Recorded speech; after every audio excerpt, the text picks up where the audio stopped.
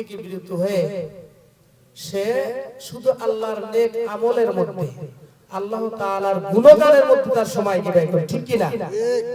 সে দুনিয়ার মধ্যে যত ধরনের অন্যায় আছে, জুলুম আছে, যত ধরনের হারাম কাজ আছে, যত ধরনের পাপ আছে, সব পাপ থেকে ওই বান্দা বিরত থাকবে, ঠিক কি না?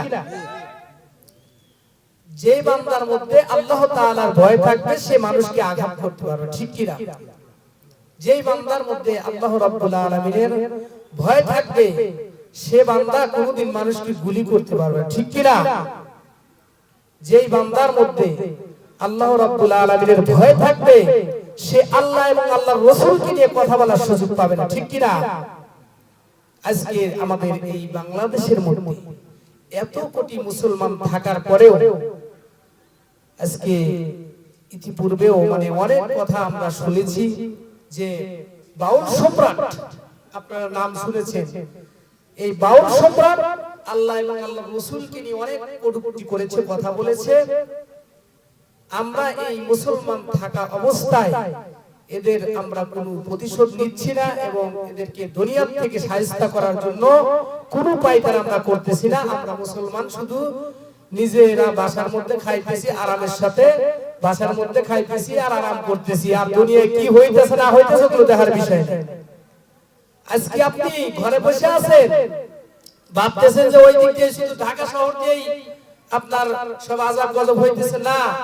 আপনি টুপি দাঁড়িয়ে নিয়ে চলতেছেন, এমন একটা দিন আসবে আপনি টুপি দাঁড়িয়ে নিয়ে চলার সুযোগ পাবেন না, ঠিক কি না?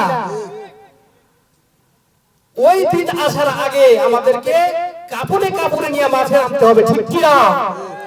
নাইলে আমাদের সামনে দিন অপেক্ষা করতেছে, আপনি টুপি দাঁড়িয়ে নিয়ে রাস্তায় চলতে পারবেন না, এমন অবস্থা হয়ে দাঁড়াবে। আপনি মসজিদে তাসবিহ তেলাওয়াত করবেন, আপনার দাড়ি বেড়ে চলে একজন টান দেয়, আপনি তখন কিরকম লাগবে? ওই দিন আসার পূর্বে আমাদের কি হতে হবে? সোচ্চার হতে হবে। হে বাংলার মুসলমান, আজকে ভাবিও না যে সেই ফিলিস্তিনের মধ্যে আল্লাহ তাআলার আযাব গজব হইতেছে, ভারতের মধ্যে হচ্ছে, বিভিন্ন জায়গার মধ্যে হইতেছে, এটা ভাবিও না। তোমাদের জন্য দিন অপেক্ষা করতেছে। আল্লাহ না করুক, আল্লাহ পাক আমাদের ওই দিন আসার পূর্বে আমাদের সকল ইসলামিক দলগুলো ঐক্য হওয়ার তৌফিক দান করুন, আমিন। সব দল ভেদাভেদ সবকে নিরসন করে দিয়ে ঐক্যবদ্ধ হয়ে সবকে ইসলামের ছায়াতলে আসতে হবে, ঠিক কি না? আমাদের এই দেশটা চলবে কোরআন দিয়ে, ঠিক কি না? আমাদের এই দেশ কি দিয়ে চলবে? কোরআন এবং সুন্নাহ দিয়ে এই দেশটা চালাতে হবে। আমরা সকল মতভেদ ভুলে গিয়ে আমরা সব মুসলমান আলেম ওলামা সবাই ঐক্যবদ্ধ হয়ে এক প্ল্যাটফর্মে আসতে চাই কি চাই না? আমরা আজকে বিভিন্ন দল হওয়ার কারণে আজকে আমাদের মুসলমানদের উপরে বিভিন্ন দিক দিয়ে আক্রমণ আসতেছে, ঠিক কি না? আজকে আমরা কেন এক একটা বিষয় নিয়ে আমরা আন্দোলন করতে যাব? যদি আজকে এরকম ভাবে ইসলাম এই রাজত্ব বাংলাদেশের মধ্যে কায়েম হয়ে যায়, ইসলাম কায়েম হয়ে যায়, দ্বীন কায়েম হয়ে যায়, বা এরকম ভাবে কোরআন সুন্নাহ অনুযায়ী দেশ পরিচালনা হয়, তাহলে কি দেশের মধ্যে আমাদের কি এক একটা বিষয়ের জন্য আলাদা আলাদা আন্দোলন করতে হবে? কোনদিনও করতে হবে না, এটা অটোমেটিক্যালি এমনি বন্ধ হয়ে যাবে।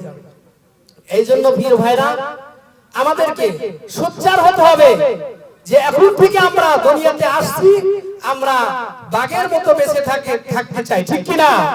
বিড়ালের মতো 80 বছর বেঁচে থেকে লাভ নাই, ঠিক কি না? আমরা দুনিয়াতে আসছি, আমরা সকল দলকে ভুলে গিয়ে একমাত্র আল্লাহ এবং আল্লাহর রাসূলের দল করব, ঠিক কি না? কার দল করবেন? আল্লাহ এবং আল্লাহর রাসূলের দল।